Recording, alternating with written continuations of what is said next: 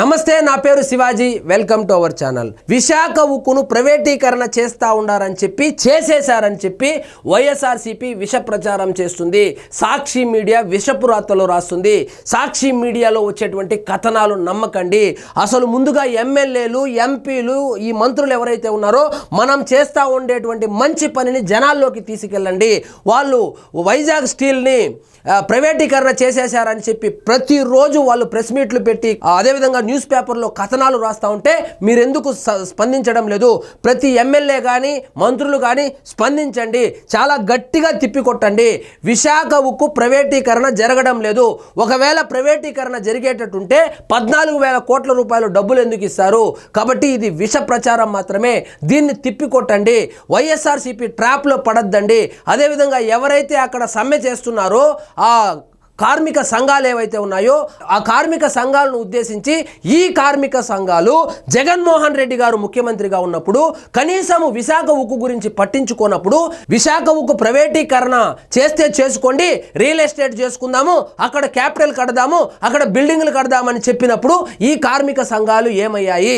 జగన్మోహన్ రెడ్డి గారు ఏ రోజైనా ఢిల్లీకి వెళ్ళి విశాఖ ఉక్కు గురించి మాట్లాడారా?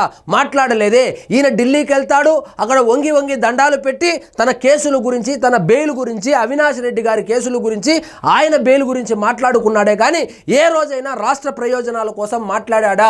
లేదు కదా. మరి అప్పుడు ప్రైవేటీకరణ వేగవంతం చేసినప్పుడు వీళ్ళు ఎందుకు, ఈ కార్మిక సంఘాలు జగన్మోహన్ రెడ్డి గారిని ప్రశ్నించలేదు? అప్పుడు ఎందుకు సమ్మె చేయలేదు? ఇప్పుడు మేము కేంద్ర ప్రభుత్వం నుంచి 14,000 కోట్ల రూపాయలు సాయం తీసుకొని వచ్చి ప్రైవేటీకరణను ఆపితే సాక్షాత్తు కేంద్ర మంత్రి, కేంద్ర గనుల శాఖ మంత్రి ఆంధ్రప్రదేశ్ పర్యటనకు వచ్చినప్పుడు వైజాగ్ వచ్చి ఆయనే ఆ స్టీల్ ప్లాంట్ను పరిశీలించి ప్రైవేటీకరణ చేయబోమని చెప్పినా కూడా విషపు రాతలు రాస్తూ ఉంటే ఎమ్మెల్యేలు, ఎంపీలు, అదేవిధంగా మంత్రులు ఏం చేస్తా ఉన్నారు? ఖచ్చితంగా దీన్ని తిప్పికొట్టండి. జనాలకు నిజానిజాలు తెలియాలి. ముందుగా కార్మిక సంఘాలు ఏవైతే ఉన్నాయో ఆ కార్మిక సంఘాలు ఒక్కసారి ఆత్మ పరిశీలన చేసుకోవాలి. జగన్మోహన్ రెడ్డి గారి హయాంలో మీరెందుకు సమ్మె చేయలేదని కూడా ప్రశ్నించారు. ఉక్కుపై విషం, ప్రైవేటీకరణ దుష్ప్రచారాన్ని తిప్పికొట్టండి. ప్రైవేటీకరణ ఆగింది కాబట్టే ఆర్థిక సహాయం, ప్రైవేటీకరణ ఆగింది కాబట్టే 14,000 కోట్ల రూపాయలు ఆర్థిక సహాయము కేంద్ర ప్రభుత్వము విశాఖ ఉక్కుకు కేటాయించింది. అదేవిధంగా గనులు కూడా కేటాయించింది. ఒకవేళ ప్రైవేటీకరణ చేసేటట్లయితే 14,000 కోట్ల రూపాయలు డబ్బులు ఎందుకు ఇస్తారు అని చెప్పి కూడా చెప్పుకొచ్చారు. కేంద్రం 14,000 కోట్ల సాయం చేస్తుంది, మరి ఇంకెందుకు కార్మిక సంఘాల ఆందోళన?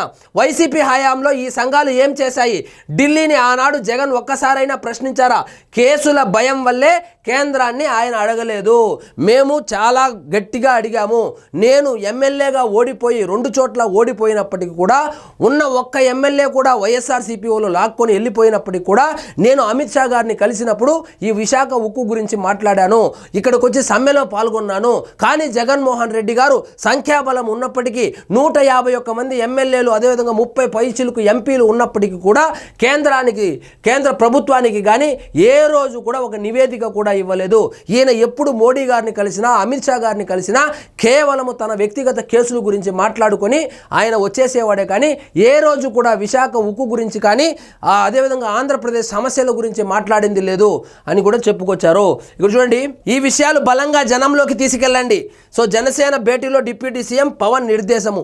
ఈ విషయాన్ని, ఈ ప్రైవేటీకరణ జరగబోదు అనేటువంటి విషయాన్ని, కేంద్ర ప్రభుత్వం 14,000 కోట్ల రూపాయలు ఇచ్చినటువంటి విషయాన్ని, అదేవిధంగా రాజకీయ ప్రలోభాలకు తలొగ్గి వైఎస్ఆర్సీపీకి అనుకూలంగా ఈ సమ్మె చేస్తున్నటువంటి ఈ కార్మిక సంఘాలు ఏవైతే ఉన్నాయో వాళ్ళ నిజ స్వరూపాన్ని జనాల్లోకి తీసుకెళ్ళండి, జనాలకు అర్థమయ్యే విధంగా చెప్పండి అని చెప్పి చాలా క్లియర్గా విశాఖ ఉక్కు ప్రైవేటీకరణ జరగడం లేదు, అది ఆగిపోయింది, కాబట్టి ఈ విషయాన్ని మీరు జనాల్లోకి తీసుకెళ్ళండి అని కూడా ఆయన ఆదేశాలు అయితే జారీ చేశారు. సో ఇదండి ఈరోజు మన టాపిక్. మీకు ఈ వీడియో నచ్చినట్లయితే లైక్ చేయండి, షేర్ చేయండి, ఛానల్ మాత్రం సబ్స్క్రైబ్ చేసుకోవడం మర్చిపోవద్దు.